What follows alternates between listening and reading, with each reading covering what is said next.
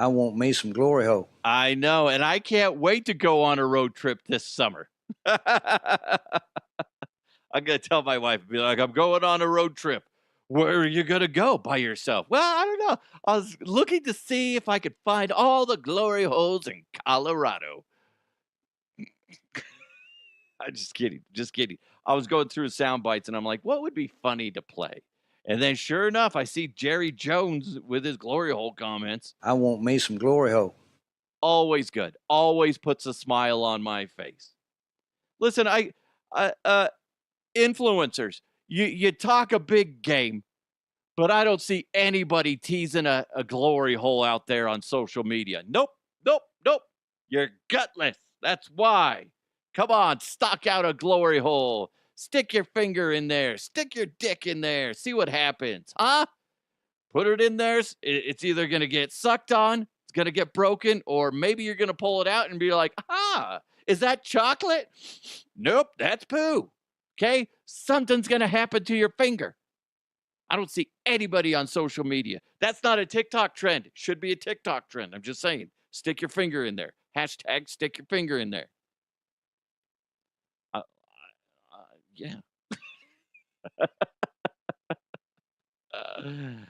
Anyway, some people say I got a screw loose, and I do. I do. I don't think I could go on a road trip by myself. I think that would be too fucking boring. Too boring. Let's set aside the glory hole thing. That would be the excitement, I guess, for the road trip by yourself. But I think we're gonna go on a road trip this summer or spring break. We're gonna go on a road trip. I think we're gonna end up going out into the Phoenix area again. I love Phoenix. Arizona is just a nice place. We're just gonna miss out on spring training. Pitchers and catchers already reported to spring training. That's fucking nuts. Nuts. It's exciting though. I'm excited because not for the Colorado Rockies, but since my son has baseball and he's gonna start playing games coming up in April. That's gonna be a lot of fun. Like I've said before, he's doing winter practice, so hopefully he's absorbing that because he's got some amazing coaches that are helping out, and hopefully that just gets him loose and ready for the games.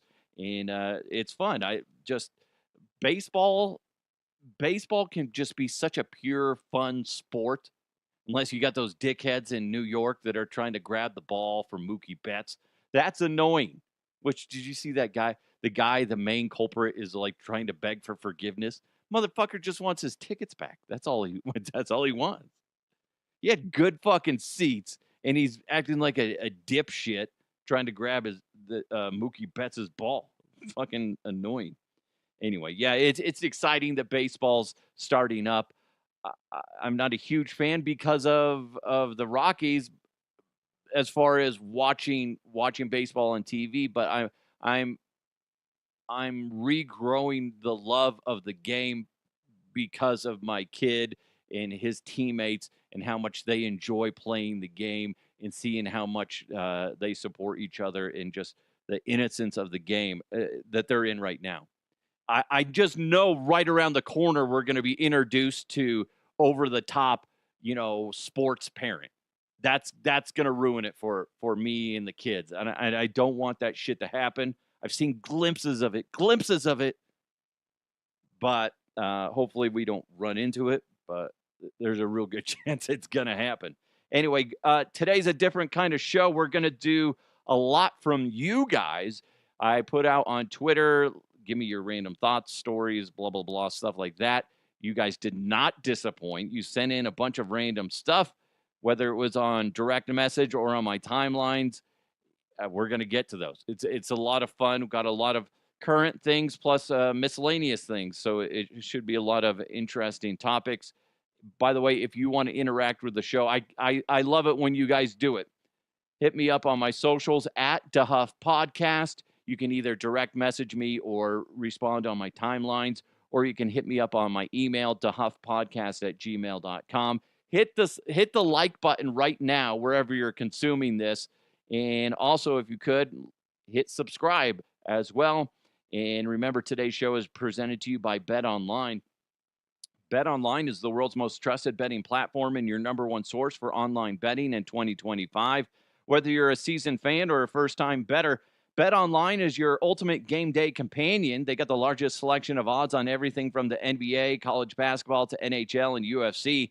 BetOnline continues to be your number one sports betting source.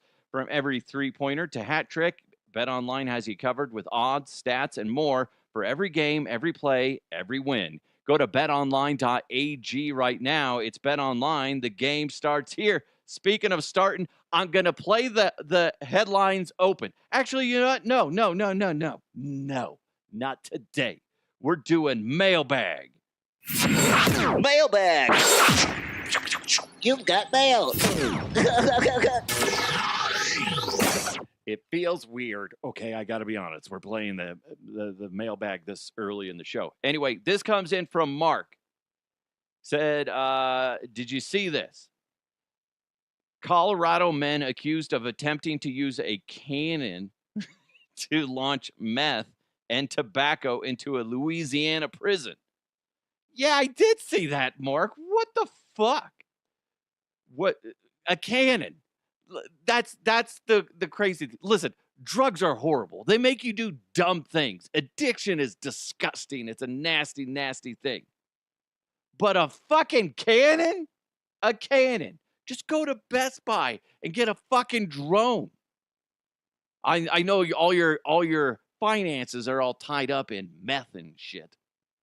But holy crap, man.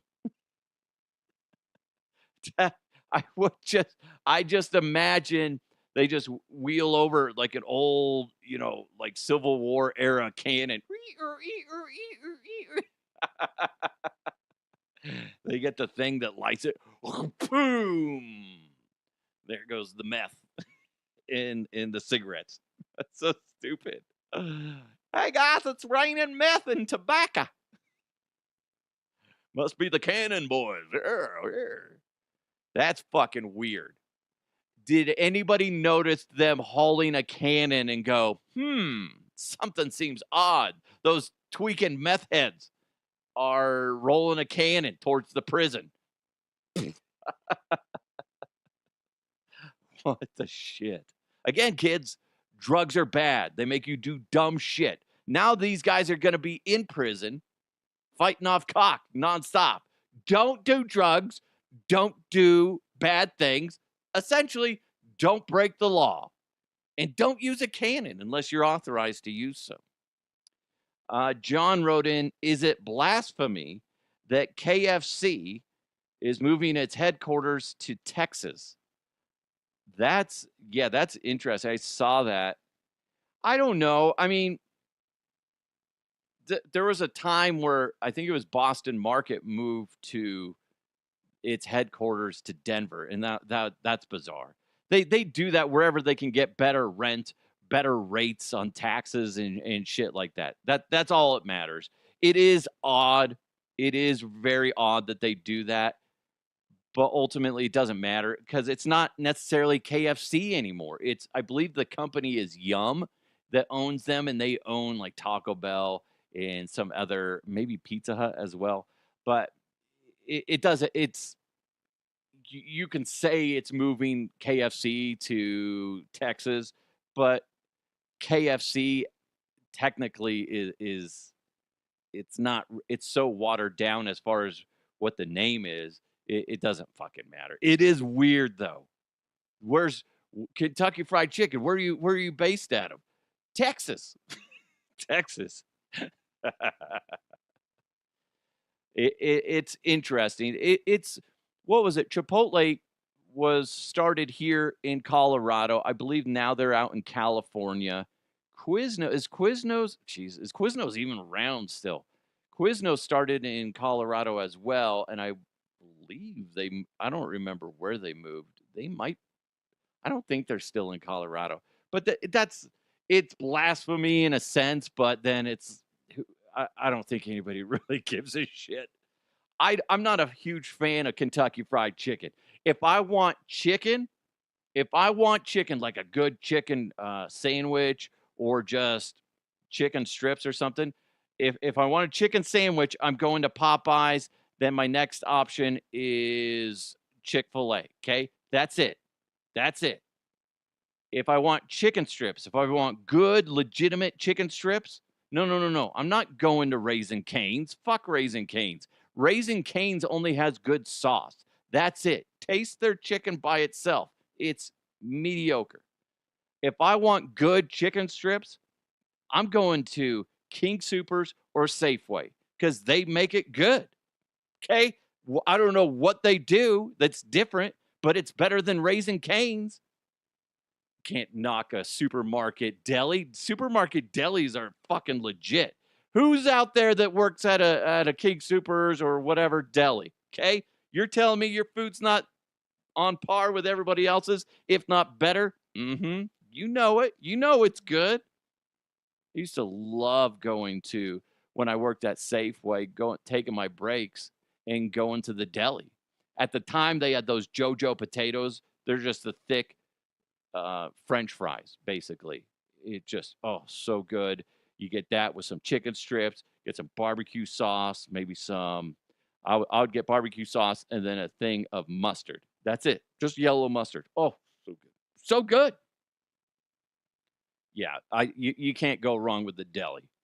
And now that like King Soopers and everybody has sushi, that shit's good too. I don't want to hear anybody bag on the sushi at a grocery store anymore.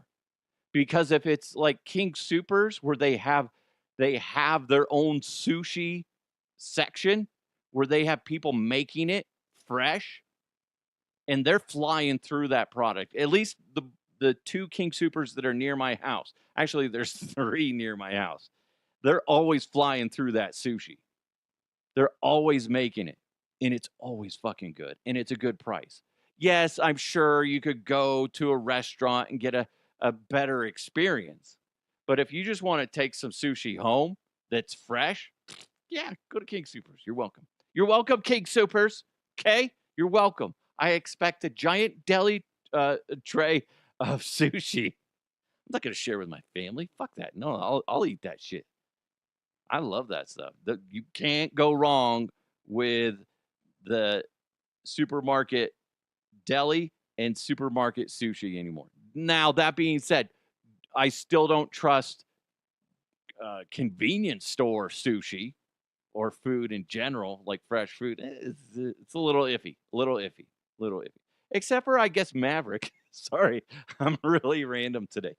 Maverick has some good shit. Anyway.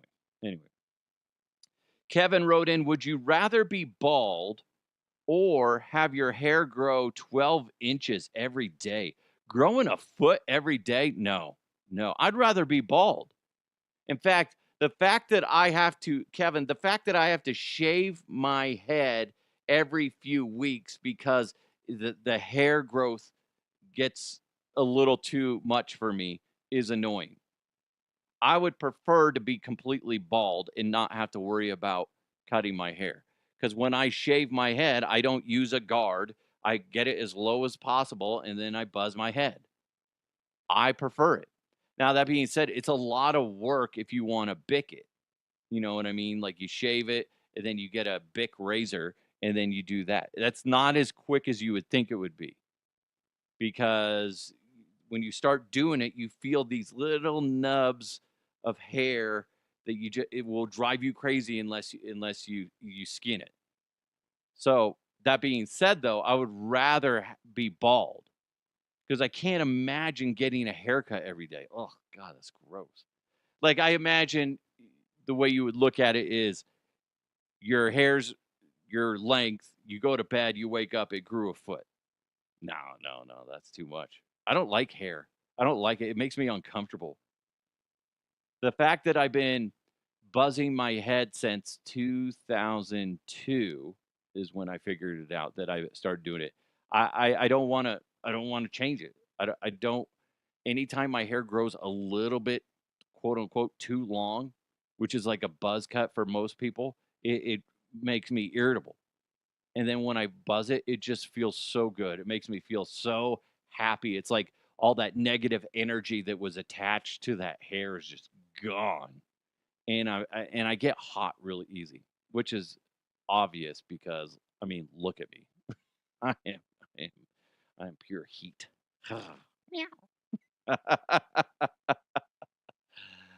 Yeah, sex on a stick, everybody. Sex on a stick. You're welcome. You're welcome. J.R. Slick wrote this in. He said, which or what would you add to aisle 11? And it's a picture of, at the grocery stores where they have the things that tell you what's on the aisle. And the caption says, the most American grocery store aisle I have ever seen in my entire life. It says beer, pizza, potatoes, guns, Bibles, sweatpants. And then again, what JR said, what would you add to aisle 11? Well, beer, pizza, potatoes, guns, Bibles. It's weird that they have potatoes on there. I guess condoms. That's the only thing I could think of that would make sense. Because you're drinking some beer, eating some pizza, you got a gun, reading the Bible, wearing your sweatpants. Time to get freaky. Where's that? Where's the condoms? That's the only thing I could think of. Lube. Condoms and lube. Condoms/lube. That's the other one that I would put on there for you, JR. That's the most bizarre. As somebody that a long, long time ago used to work in a grocery store, that aisle gives me anxiety. Just as a customer, don't you hate it when you're looking for something specific and you're like, don't you think it should be on this aisle? But then you go and find out, well, it's like, no. Like, remember back in the day when I did endorsements for Burns and McCoy? Burns and McCoy hot sauce wasn't with all the other hot sauces. It was weird. And it was irritating, like when I would go to try to find it. But that one wasn't as bad because it was at least somewhat close. But then there's been times where I'm like looking for noodles for, like, say, ramen noodles, and it's not with all the other noodles, like of the pasta. It was near somewhere else. I'm like, who fucking designs this goddamn grocery store layout? Just put it wherever. I don't care. Whatever. Put it near the sweatpants and the Bibles. Okay. Yeah, that makes sense. Herm wrote in. Herm. That's a name you don't hear very often. Says, what are you watching? TV and movies. Thanks. Well, Herm, as far as movies go, I just watched, we share, without knowledge, our an Apple TV account. So it's not ours. But we just watched The Gorge that has Miles Teller, the guy from Top Gun Maverick. He's in that, and Anna Taylor-Joy are in that one. It's an interesting one. It's kind of a military / sci-fi movie. I like it. It got a little. Sigourney Weaver's in it too, and I got to be honest, she did a really good job in it. I'm usually not a huge fan of Sigourney Weaver. Seemed like she calmed down her effort into trying to overact, and she was really good in it. But that is not a popular opinion of Sigourney Weaver's acting. But anyway, it's good. The sci-fi part, when it really amps up, is it's a little much. But that being said, I still like the movie. It's pretty cool. And it makes you wonder, like, what the fuck would you do in that situation? But I will say this. I think it's Jordan Peele that I heard say this, and he was referencing somebody else that does this in horror movies. Is sometimes the best way to project a villain, I'm paraphrasing what he's saying, is to not show them at all. I think that movie, The Gorge, would have benefited from not a full-on visual of the villains in it, or the creatures in it. I think it would have been better. It was just when you see it, you're like, eh. But if you didn't, because there's times where you see them from a distance, and you're like, what the fuck are they? What are they doing? If they didn't have like close up shots on it, I think it would have been better. It would have allowed for more mystery of like what the fuck were those things? What the hell was it? So I don't know. We also watched that. There's a movie with Nick Cage. What is it? I'm Nick Cage. Nick Cage. Arcadian. It's kind of a horror movie. Same thing. If they didn't show a full-on visual of the creatures in that movie, I think the movie would have been a smash hit. It's a good movie, laid out well. It's kind of like the Village type feel of a movie, but the creatures themselves kind of ruin it for me. But still a good movie, and Nick Cage is good in it. As far as TV goes, Herm, we've been watching Severance. Again, that's on Apple TV. That has Adam Scott in it, the guy, the annoying brother from Step Brothers, the overly successful brother from Step Brothers, and then Christopher Walken's in it, which I was not expecting him to be in it. Ben Stiller directs it. It's a good movie or a good show, and it's one that we're caught up on it, but now we're anticipating because it comes out every Friday. And the synopsis is you can have a procedure done that would basically, when you go to work, you go down an elevator and you get to a certain point, and then something triggers the implant in your brain that they put in there that basically shuts off and separates.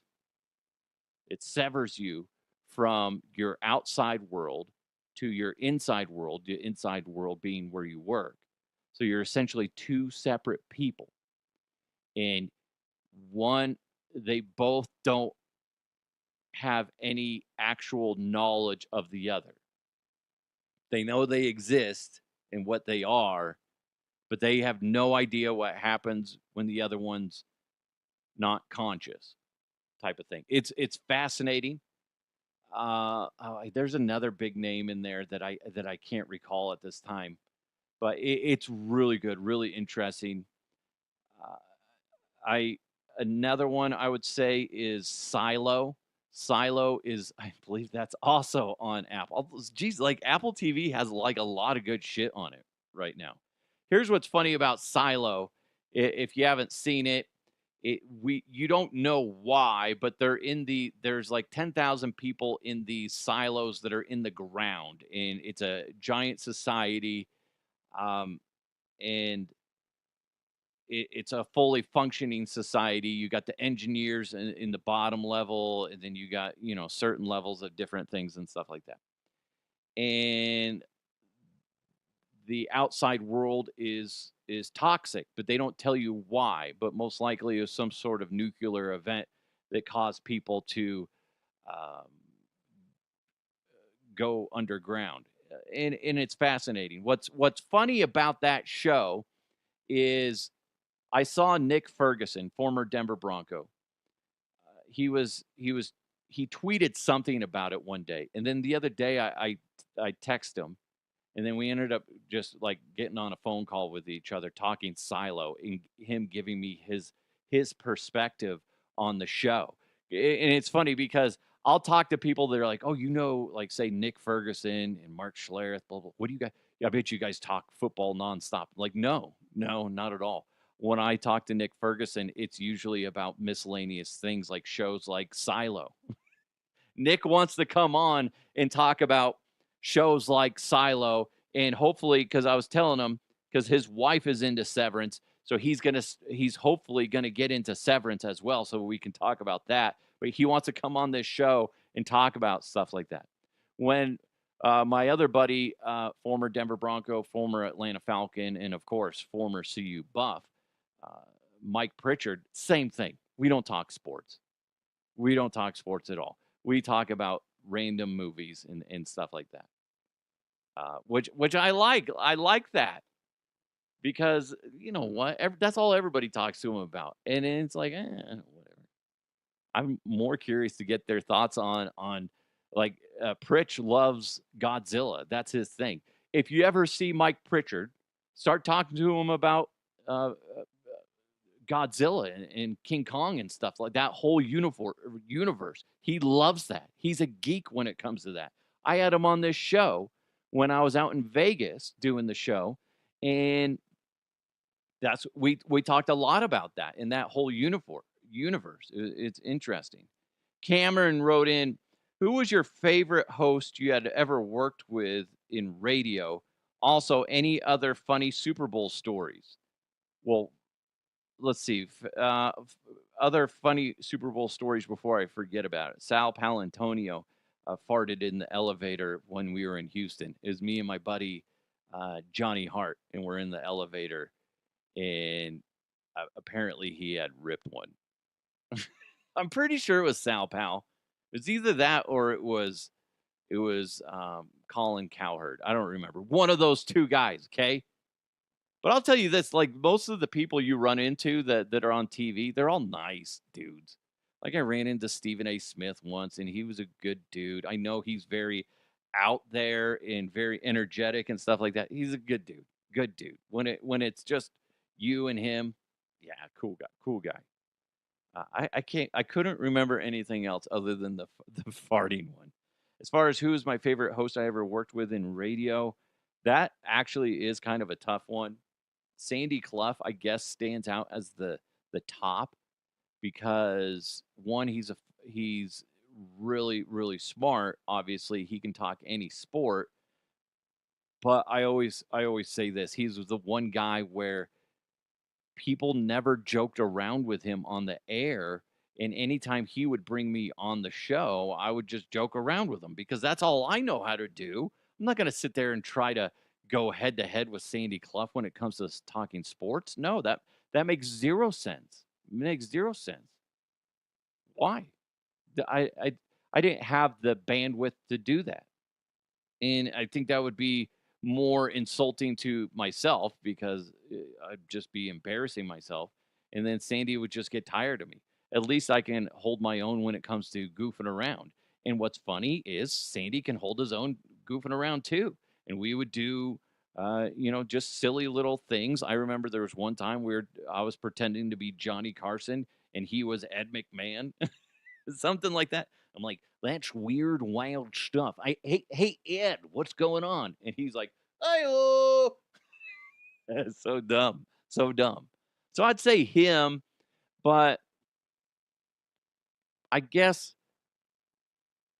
uh, that's interesting because so many people have so many different attributes that I like.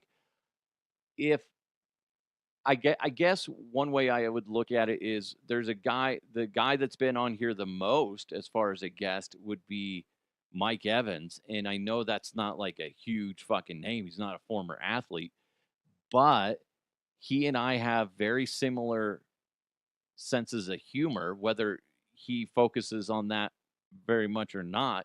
Like he's usually more focused on, directing a show and making sure it goes down the right path, but when he goofs around, he does a good job with that, and he knows how to. And he's been, especially working with Mark Schlereth for so long, and now with Brandon Stokely, he knows how to tee people up, and that's a huge skill in radio, especially is teeing up the guy that that has the potential to hit a home run, and you can do the same thing to him, and he can hit a home run as well. So that's one thing I enjoy working with Mike. Why love working with him is he could be talking something serious, and we could be having a side conversation, and he'll tee me up. Sometimes it fails, but usually if it failed, we would make fun of it, and it still work. It still end up being a ground rule double, something like that, almost a home run, but. So that I would say that Cameron is the guy that I those two guys I liked working with the most. And I know it's some people would be like, well, you didn't like working with Schlereth. Yeah, I liked working with Schlereth. He's fun. But he's also not a driver. I'm not a driver in that sense. So then it gets kind of chaotic, and we're both kind of fish out of water. So we need somebody to help lead us along, and that's Mike Evans or that Sandy Clough. And I know that like Mark, and he probably wouldn't admit this, but whenever say like Mike was out and Mark was trying to drive, be the main host, you could tell it made him flustered. It's not the same guy. So he thrives as a co-host. He thrives as the entertainment guy. And I think that's kind of usually the way I am, unless I'm solo doing this. But I would have a hard time driving a show. I think I don't even know if I've ever done that. My ability on air has changed so much since I left the radio station and started doing this. Not the same person, not the same talent that I was back then. So if all of a sudden somebody's like, "Hey, we want you to do a show," I'd be so fascinated to see how I did and to see who I'd get to work with. So that's an interesting thing. Like kind of part of me sometimes wonders, am I ever going to get the phone call? Hey, so and so's sick. You want to come in? And I'd be like, I don't know, what time's the show start? 6? Ugh, gross. No, ewy. I would do it. I think that would be fun. I think that'd be interesting if it's with the right people. Not necessarily just the fan or whatever. But then I would rather do that on an off time where it's not anything big going on. It's like a holiday time. That's when I would prefer to go in and fill in, where I'm not going to fuck up any of their ratings or anything like that. Or if there's any big news stories, I don't want to dick with their shit. But that would be interesting. That would be interesting to try to go into a show and try to be FCC regulated programming. I don't have that here. I can say whatever I want. I can talk for 30 minutes. Don't have to hit a break. I don't have to do a legal ID at the top of the hour. I can say something offensive. I can say something quote unquote inappropriate. I can say bad words if I want. I can say, dick anytime I want. Anytime I want, I can say dick, dick, dick, dick, or cunt. C-word alert. C-word alert. I had to draw it out. That's why I said dick so many times, because I had to make sure I had the C-word alert. Ready to go. You're welcome. Hey, if you want to join the show, I love it when you guys do it. It's so much fun. And let's be honest, sometimes it's just good to have you to go off the rails and be silly. There wasn't that many news stories, but if you see something and you want to pass it along, we can talk about it. You can lend your thoughts as well to huffpodcast@gmail.com, or you can hit me up on my socials @DeHuffPodcast. This was fun. You guys have a lot of crazy random things. And remember, if you go to a grocery store and they got condoms, lube, beer, Bible, sweatpants, chicken, I don't remember what else was on there. Take a picture. Don't get confused. Oh man, that's so funny. So random. Anyway. Oh wait, I meant to play this. Go fuck another fish, asshole. That means nothing. I don't know why I played it, but it's funny. It's funny. That's the other thing I watched recently was the SNL 50th anniversary. I thought it was pretty good. I'm almost done with it. I just got to the prison sketch. That was pretty funny with Eddie Murphy. Oh God. Will Ferrell, and a couple other guys. It's funny. Excuse me. Meryl Streep was hilarious in her appearance as an alien abductee. She's so funny. It was good. I was listening to some other radio station, and they're like, I didn't think it was funny at all. None of it was funny. Well, probably because you don't have a sense of humor. I think it was hilarious. Now, sure, there was like one sketch where I'm like, why would you even fucking play that? It was dumb. It was like an old video of Jim Belushi or John Belushi and everybody that died. I was like, that's just not funny at all. I had no idea that was supposed to be. If you didn't hear the audience every now and then chuckle, like a sympathy chuckle, you would never know that was supposed to be a comedy skit. So that was the one where I was like, I don't know about that. But overall, I thought it was good. It was good. It was very nostalgic, is the thing. That's what I liked about it.